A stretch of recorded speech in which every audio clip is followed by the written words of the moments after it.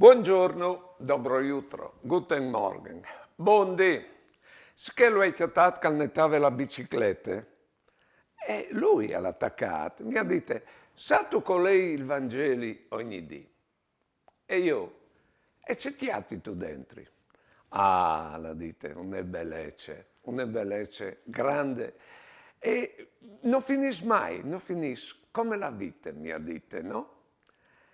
E il biela è che se non lo lei unedì, o sin che mi manchi alc. Mi ha detto così, ma c'è che mi ha piaciuto di lui, a lei che no, pensi per solito che il Vangelo basterebbe saperlo.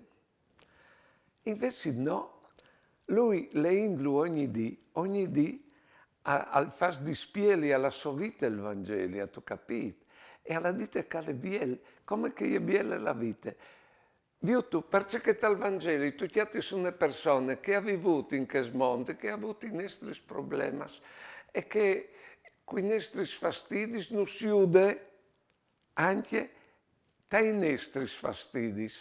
E io conosco persone, tal Vangelo si sente che è d'ogni e che non si ude.